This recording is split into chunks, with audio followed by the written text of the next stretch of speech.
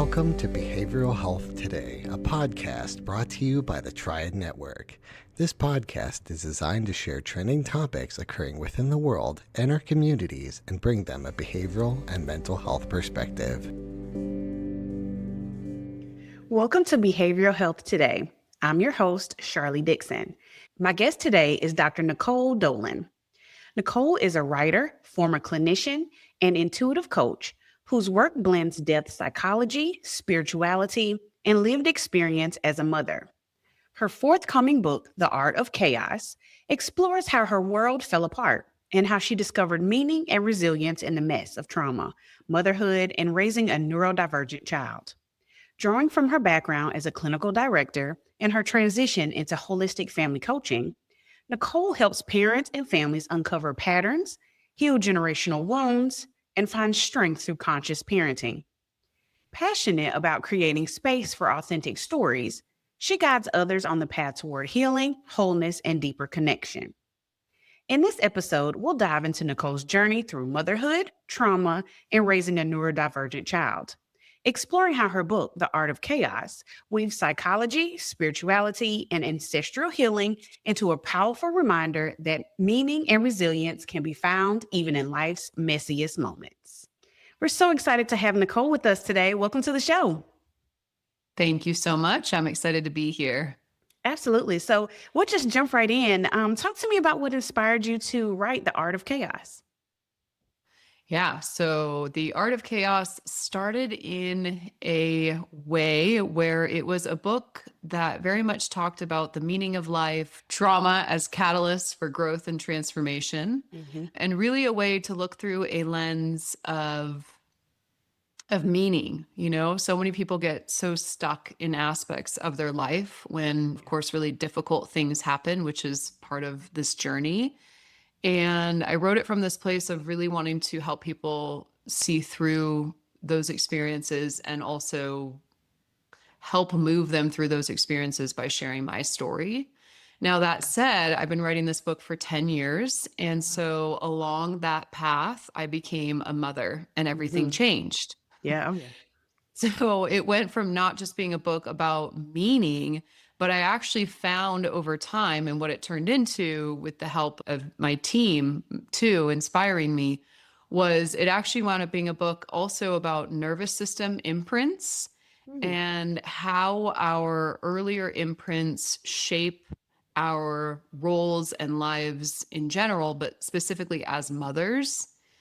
And as we'll get into, I'm a mother of neurodivergent children. And so what also came of this book was talking about nervous system imprints, trauma histories, experiences that have landed in the body and in the energetic field, if you will, and have shaped our lives going forward, and how our children are the ones that come in and unlock that in us. So I was asking the question, what's coming up in me when my child is having this issue or this meltdown, or from a sensory perspective, but also psychologically speaking too. Right. Well, can't wait to dig into all of that. I do have a quick question, though, about the book's subtitle, A Memoir on Motherhood, Trauma, and Transformation. You touched a bit on that just now, but you discuss it as a story of how your world fell apart and how you found meaning in the mess. Can you share what that mess looks like for you and how it adapted and changed over the 10 years of you writing the book? Yeah, sure. So like I was sharing in the beginning, I felt like the meaning in the mess it wasn't so messy, let's say. I wrote the book, or I began writing the book from the perspective of, I'm a depth psychologist. I know how to help people through these things. And then we land on the other side of the hero's journey and all is well, right? Yeah. And then I was guided into, let's talk a little bit more about what's happening right now as mother and the chaos of what I was experiencing. And to share a little bit about what that mess looked like for me personally, it was raising a neurodivergent child, a child on the autism spectrum who was having severe mental and behavioral health challenges, high sensitivity to all sensory, right? She can't eat the food that we eat, and she can't wear the clothes that we wear, and she can't sit in the circle at the mama and me group that everybody else can sit in. And Yeah. so all of the challenges that were coming along with that experience, as well as, like I was sharing, the psychological challenges that were coming up around like my own challenges with sensory, right? So like when my kid would get overstimulated or she'd be having a huge meltdown or something, it was really, really challenging for me. It actually was the beginning of leading me on a nervous system healing journey myself. So that was in itself very intense. But then I had my mother living next door. I was in a multi-generational home. So I had all of my own stuff coming up that came up from my past with my mom, as she's now the one stepping in to help out with my daughter. My father was diagnosed with cancer and he lived next door, and I was caring and supporting him as well. My marriage was falling apart. I mean, I could keep going, but I was just in the like absolute just chaos. And so when I say meaning in the mess, what I learned is I may have come from a place before of a more linear perspective of healing, in the sense of the hero that goes on the call and then goes and looks for the gold out here so that he can bring it home to the tribe. And instead, and I don't know if you're familiar with these terms, hero's journey and heroine's journey, but I actually now use the term heroine's journey, because the heroine actually, instead of going out and slaying the dragons, she actually is the one, and this is from a mythological perspective, but she is the one who goes within to find the gold. So it's the meaning in the mess. It's not finding the sacred or the experiences of healing out here. It's coming home in here. It's coming into the nervous system. It's being able to find peace within when your life is falling apart. Absolutely. Absolutely. And just like you mentioned, we all have our own version of trauma in our histories. Yours is even more unique because you're trying to unpack your dealing with being a parent in the moment, having the source maybe even of your trauma living in the home with you or right next door with you, which I commend you on being trying to parent while being parented and being a caregiver on top of all of that. That is, I didn't live it. And just in those few moments, my nervous system is like, oh man, how did she make it through that? I'm clenching my desk in front of me. Like that is a lot. So can you talk to us about how just those pieces of things coming up from your past, how you're able to work through them, manage them as you continue to be a parent today, work through that as well? Yeah, it's a big question. So Mhm. I actually feel my own body being like, okay, yeah, Yeah, like take a that's breath. it's heavy. It is. Yeah.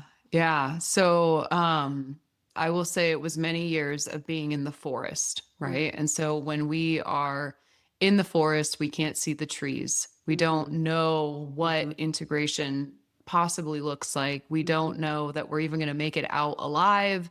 And what was kind of wild for me as a depth psychologist, somebody who specializes in the process of transformation, has seen it 100 times, has transformed into multiple versions of myself, and teaches therapists around the world how to do this. So it was a really wild experience for me to get to that level of chaos and destruction and stress and be like, I actually can't see my way out. So I had the trust, thankfully, that I had built in myself, that like there was meaning in this mess, but I had no idea what that meaning was. And I wanted in the beginning the meaning to be, I'm a very spiritual person. And so I wanted in the beginning the meaning to be something almost esoteric, honestly. I was like, well, maybe she's working through some past life thing, and that's why she's been crying and screaming since she came into this world, you know? Or maybe I'm carrying something in my energy field that I could go and shift to help support her. I mean, I was a very holistic Eastern medicine practitioner in so many ways. And while I still value that, and I always say on these, whenever I talk to anybody about this, I say, okay, don't hear one or the other in me. It's not that it was one or the other, but I wanted the answer to be in the sacred. I really did. I had done so much inner work and I was so attuned to that. And I didn't have an answer as to like, why am I child would show up in this world struggling so much without anything that you could see, right? Like doctors didn't know what was going on. They're like, oh, she's colic, try a different hold. Like she'll be fine. Rock her a little bit more or something, right? So, and then you also feel like you're failing as a parent. Yeah. Like, top of the line, like that's the thing that comes in. You're like, oh my gosh, I can't soothe my own kid. So a very long journey of a lot of chaos and distress before I could even begin to answer that question. Right. And so I went on this very deep journey of seeking and trying to heal it within myself. I've been doing this since she was born in ways. So there were things that my infant wasn't going to be able to process for me. So I was really seeking the answer in myself. Yeah. And then when it didn't really come, I mean, I had some relief. I had some things that changed from the work that I was doing, certainly. I actually started leaning into the science. I started saying, okay, maybe I'm not going to find this in my holistic ways. And I started really leaning into the science. And then I started understanding like these aren't just tantrums, these are sensory meltdowns. This is much different than a neurotypical situation. And I started studying that. And the interesting thing is I already had a PhD in psychology. I learned that everything that we had been taught was for the neurotypical brain. Absolutely. And so now I have to go on this brand new journey and learn all of these new things. And so anyways, I got into the world of autism, ADHD. I got into understanding things clinically and learning to apply them in that way. And then once things calmed a little bit, I mean, it's not perfect. I write to you from the mess. I'm still a mom in it. Yeah. But once things started to like make more sense and I started to understand, you know, we did a lot of work. We did neural feedback and neurosensory integration and nervous system work and all kinds of things. But once I started to really get the science of her brain and her system and also mine, then this full circle journey started happening and the sacred did come alive again. And I did start seeing things in my child that I couldn't see before, her gifts and the way that she is in the world. Yeah. And so it's a really long-winded answer to say, but it was a long inner journey of discovering both the sacred and the science, and then also really working on nervous system regulation that brought me into being able to be present in this experience and hold it differently with regulation in my body and also more peace in my heart and mind and coming back into my scaffolding of like, okay, trust the process. Yeah. Nice. Yeah. Thank you for that. Thank you for that.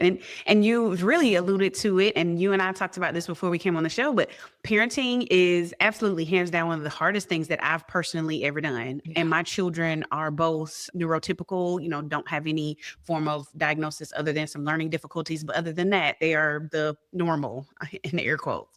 So I know that parenting a child with autism can even bring up even more layers as a parent. Shame, grief, guilt, anger. You aren't, like you mentioned, you're not doing it right. You're failing at this. And as the society tells us that we should not talk about those things, that's not being a good parent. That's not being a good mom. Like you're not supposed to feel those ways about yourself, about your children, about what this journey looks like. How do you encourage parents to honor those emotions instead of pushing them away? Because it is much easier to be like, nope, everything's perfect. It's fine, because that's what social media does. And that's what the people on TikTok and all of that, that's what they show, like how great it is. But it's not always that way. Yeah, absolutely. And how I encourage it in my own personal life, I remember, especially as new mother, I really tried sharing my truth as loud as I could. I tried sharing stories. I tried telling the truth and being as honest as I could be, even though I did experience a lot of shame. Because I had this sense, even then, that we were all so isolated in this conditioning, you know, to your point, like we were all taught that we would only post these beautiful, wonderful pictures and only act in this way and never complain about the journey, you know? And so it's kind of a very gaslighting experience in many ways. And how I would encourage people now is, I mean, first off, tell your truth, speak the truth. If more of us would just tell the truth, we wouldn't all feel so alone in this. But certainly also having the support, working through The shame, because once again, I'm looking through the lens of child as teacher. Mm. So what are they bringing up in us when we do feel that shame? Yeah. You know, when we do have that sense of, I don't feel good enough, something that I noticed in my own journey as mother, which was really interesting. It makes sense because we do not heal linearly. We heal more in a spiral, in the sense that like whatever we've worked on here, okay, we'll be good for a while, and then it will kind of circle around and another layer will visit us at some other time. Mm-hmm. And something that I realized as a mother was I had done so much inner work. I mean, I felt so ready. I was like, I've got this in the bag, you know? Yes, yeah. And really, like, I had to be challenged in these ways because I probably would have still been under some, I don't know, plot of conditioning. I probably would have been, oh yeah, this Mm-hmm. is great. I've got this down. You know, I have 3 children, and if you know the last one would have come first, I would have thought I was a really good mom. Mm-hmm. Yeah. So it's, I even make the joke, I'll tell you this. I make the joke sometimes. I'm like, yeah, no, if you were to see my child sometimes by the way, some of the things that like how these symptoms manifest, Mm-hmm. you would just think I'm a bad mom.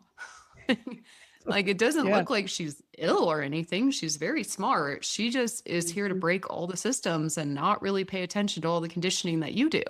Yeah. So it's very intense. And what I learned, one thing that I learned is even though I had done this work, I revisited it like all over again as a mom. Like I felt like I was in middle school again, and I was revisiting the core wounds of I'm not good enough. Mm. Where do I belong? How do I fit here?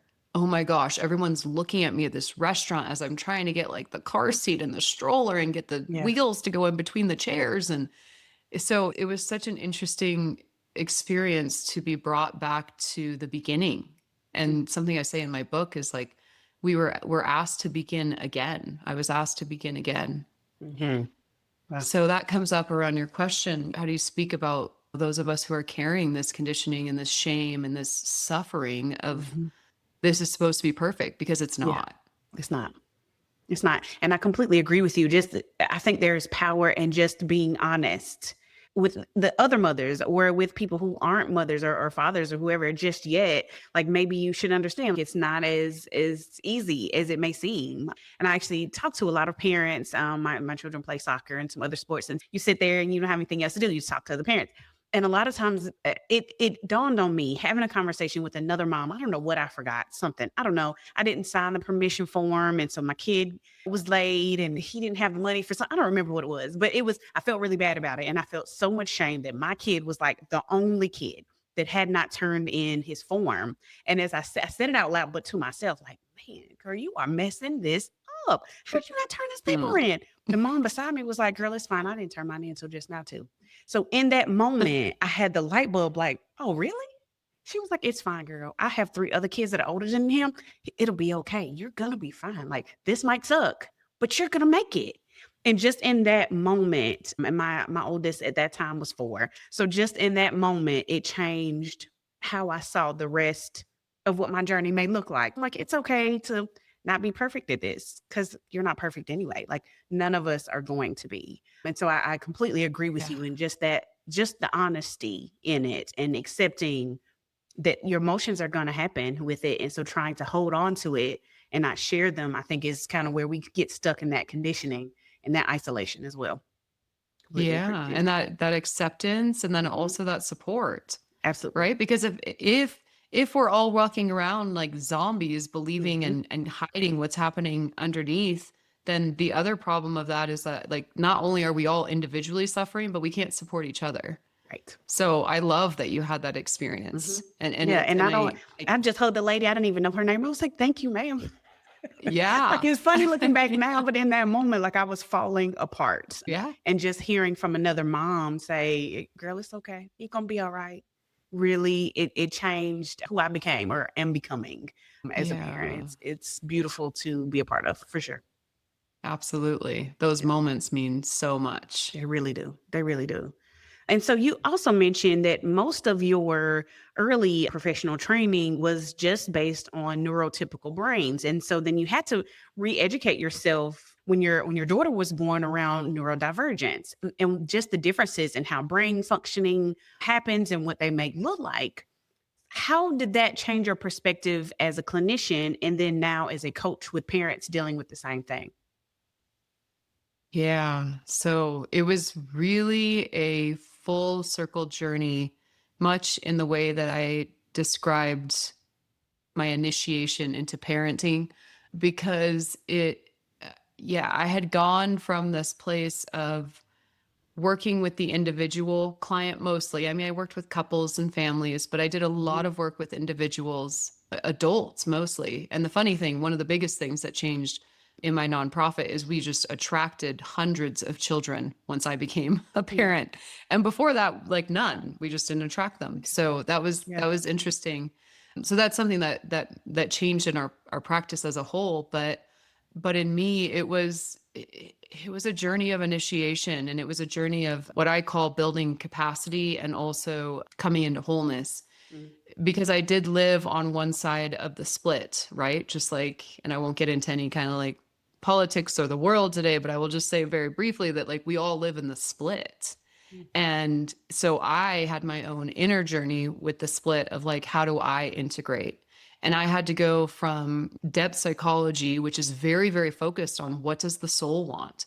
So when we see someone with depression or anxiety, we're not quick to alleviate it. I mean, we want to make you feel better, but we also want to hear what is the wisdom that's speaking through your body? What is the story that's coming through your soul? What in your life is unlived and wants to be alive?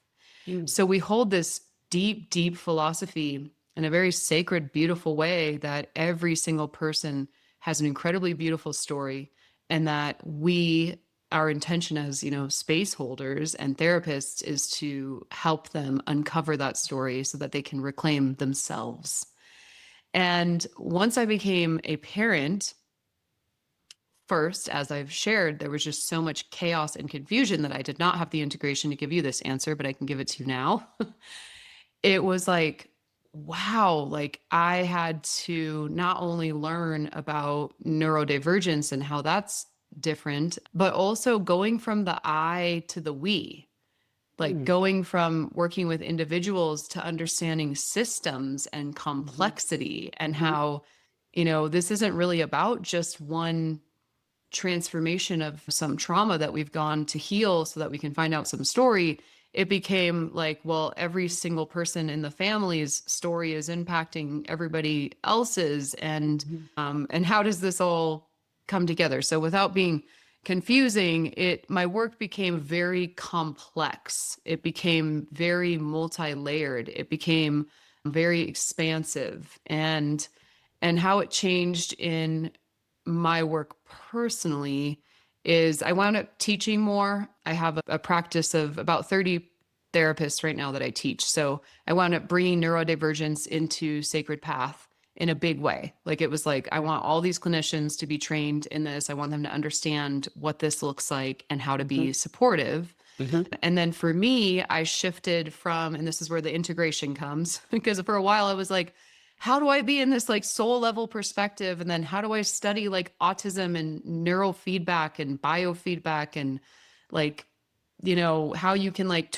you can twist a body in a certain way and then integrate reflexes, which were not integrated at this age. And I mean, I was just like, it was very overwhelming. So Yes. I will just continuously paint the art of chaos for you here. But when it came into when it came into integration, which it does happen, I promise, for others in their stuff, it was it actually brought me into, from a coaching perspective, somebody who can hold this deep soul wisdom of sacred contracts. What is it that we came here to do? What is our purpose in life?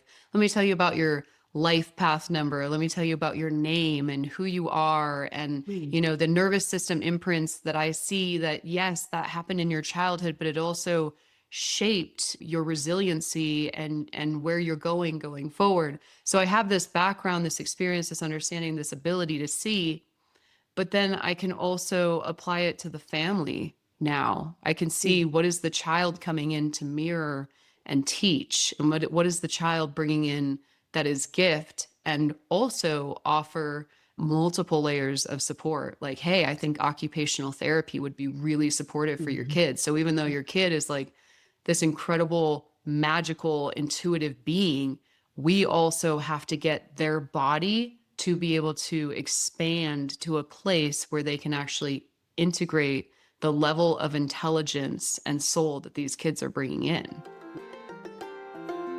We'll be right back after a word from our sponsor.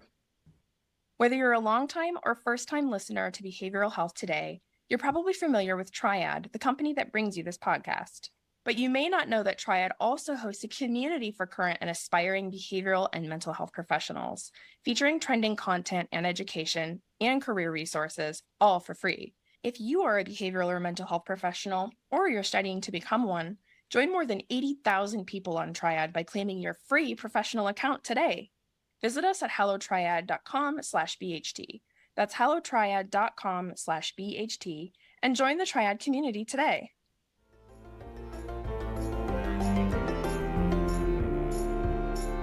Nice, Yeah. very nice, very nice. And you've mentioned quite a few times spirituality. You touched on earlier about ancestral healing and how the two of them play an important role in your work. Can you talk to us a bit more about how you were able to connect with your lineage and even some family patterns that deepened your understanding of healing and how maybe other families can do the same?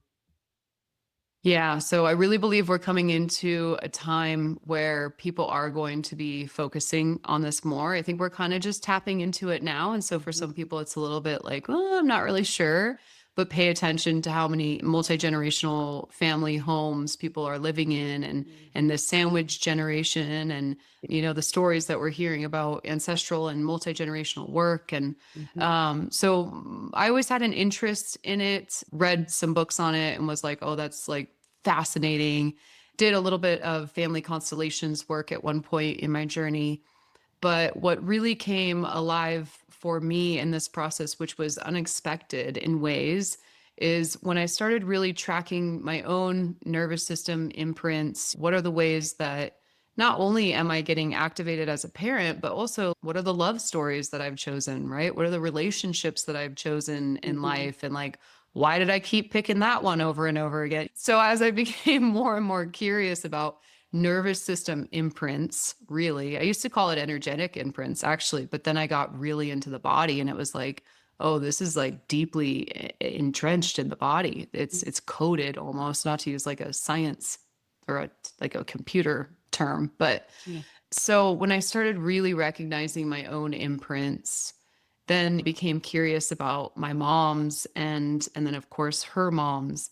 And I come from an Irish lineage. My grandmother was sent to America when she was 16 years old. She was born in 1902 or 1912. I might be getting grandpa and grandma mixed up. And I don't necessarily match the age of someone who has a grandmother that old. Right. So it was really interesting that like my lineage goes back so far, as close as it does, right? Yeah. Wow. So I feel like on a soul level, I feel like if I were to hold a reason for that, I was meant to reflect on this kind of work. I was meant to go and look at the ancestor line and how that does impact us because war, poverty, famine weren't that far away from my mother. So I got to see like how leaving your country at 15, 16 years old, never to see your family again, may have impacted you. And I became curious too about like, I mean, I've heard the story as to why she left, but like, why did her family put her on a boat? Like, so there was exile, and maybe not purposefully. I have to be really mindful of her story and the family's perspective of it. But there was exile just from the perspective of a child, even if she was happily leaving, right? Which then bled into what I've seen for a long time as exile and abandonment challenges in my own history, my mother's history. So kind of to say it as simply as I can, I became curious about nervous system imprinting and patterns, how they had continued down the line.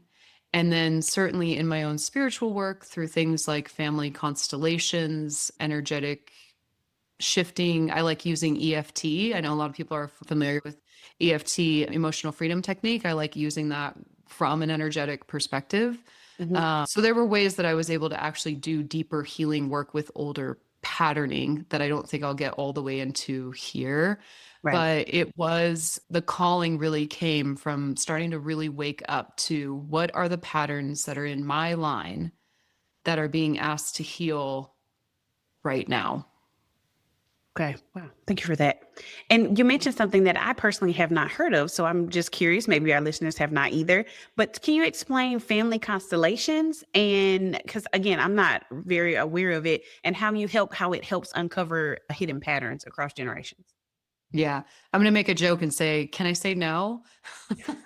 I mean, you could. Kidding. but- Okay, so it's funny because I very much trust the process, and I trust that when we hold sacred space together and we're intentional, we trust whatever comes through. And so I find myself in these meetings, these podcast interviews where I'm like, oh man, I said that and now I signed myself up. So family constellations is not something that I am well versed in. I actually went and looked into it once and I was like, okay, should I go study this? And it's like, Nicole, give yourself a break. You have studied a lot. You are very busy. So I have not studied it yet, but I Okay. have been a recipient of. And I'll tell you, so there's a show on Netflix called Another Self. And if you're interested, go check it out because they actually, like, in part of the narrative, a big part of the narrative is these women that go through and men that go through family constellation experiences. And the best that I can describe it without knowing exactly what is happening is, so you meet with a practitioner. The practitioner is holding space for your ancestry, your lineage, and they do that in different ways. Some practitioners actually have physical people that act out these scenes from your past, supposedly, or they can use figures or stones.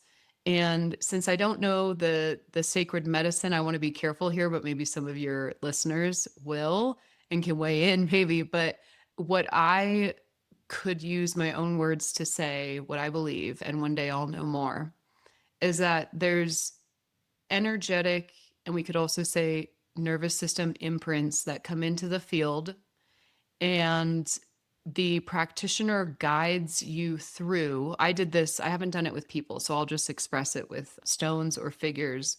Guides you through activating the unconscious, much like you would for therapists that listen. I would say much like you would with a sand tray. So Okay. when someone's using a sand tray, right, Mhm, like mhm, scripts and stories will start to come through and come through mhm. the unconscious and come alive.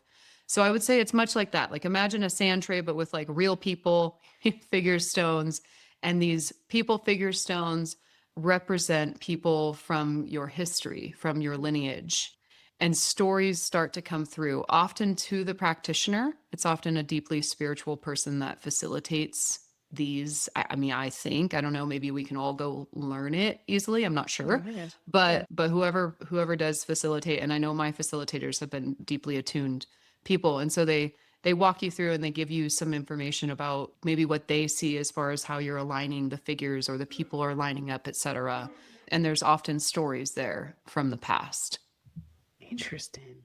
I'm Yeah. gonna have to check out Another Self because I have never heard of that before. So a lot of times guests come on and it's things I've never heard of. So thank you for giving me a reference to go and learn more because I Yeah. definitely will check that out. I appreciate it. You're going to So be fascinated. yes, I'm just in your bit of a story. I was like, wow, I need her to tell me more about Mhm. that. For any listeners or someone listening who feels stuck in the mess right now, what's one step that you would encourage them to take towards healing and resilience? Yeah. So I'm a big believer of support. I really believe that getting yourself in front of someone that can hold sacred space for you and mirror to you and also reflect to you, even like that woman in your life, right? Like Mhm, you're not alone and you're going to be okay. And I know people are like, well, I have my friends for that, or I have the gym, or I have this or that. It's very different when mhm. you bring your energy into someone else and somebody really holds that for you. So, I mean, it sounds so simple, but that in itself is everything.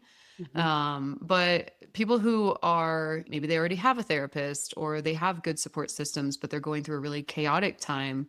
Certainly, I still think bringing in support is number one, but I would really focus on nervous system regulation, and not just from the perspective, I think, at which we are most taught to. I don't even know if I would say stay. Well, I think we are. I think we're taught to stay in our window of tolerance. This is where we want to live. And when we go outside, use tools so that we can get back into regulation. And I'm much more of a fan of expanding capacity of that window of tolerance, and also, to make it more practical, using nervous system regulation tools and strategies to work with the vagus nerve almost as if it's like its own muscle, and you take it to the gym and you work with it when you're not dysregulated. And the reason for that is, like, the stronger it gets, it doesn't really get stronger, but like the more fluid or flexible, let's say, it gets, the more you can move in and out of that window of tolerance. So you become more flexible. It's easier to go outside. Okay, I wanted to like scream at my kid, or dorsal vagal, where you're like, I'm just totally shutting down and I can't even get like the dishes into the dishwasher, right? I'm staring at it for 20 minutes and I'm like, why is this so impossible? Because you're in dorsal vagal state. So really learning and understanding the windows of tolerance and capacity of the nervous system, I think, is helpful. But then also really working with that vagus nerve as something that we are being intentional to increase capacity to move in and out of those states. Wow. Thank you for that. Thank you. Yeah. So as we come to a close today, where can listeners connect with you, follow your work, and learn more about the art of chaos? Okay, so the Art of Chaos is in its pre-publication mode. So we are still in the process of finding who we want to bring that into the world. So probably won't see it until next year. So come follow me on Instagram. I'm at Dr. Nicole Dolan. And also I have a website where you can come and learn more and follow along the Art of Chaos and its journey into the world, which is drnicoledolan.com. And those who are in California and Nevada and are looking for sliding scale services, my nonprofit, Sacred Path Holistic Therapy, like I said, we have a collective of therapists there that are offering sliding scale services to those who need them. sacredpathholistictherapy.com. Awesome. Well, thank you so much, Nicole. I really have appreciated you speaking with us today. Thank you so much for coming. Absolutely. Thank you for having me on. And thank you to our listeners for taking the time to join us. Make sure to follow us on our social media at Instagram, TikTok, LinkedIn, and even on YouTube at Behavioral Health Today. And if you like our show, make sure to give us 5 stars and leave us a review. As always, the resources for this episode and the archive of all of our other episodes can be found on our webpage at triadhq.com/BHT. And we look forward to having you back with us next time on Behavioral Health Today. We appreciate all the support from our community, and if you like our show, one of the best ways you can support it is by giving us a 5-star rating and leaving a review. Behavioral Health Today is a podcast part of the Triad Behavioral Health Network, all rights reserved.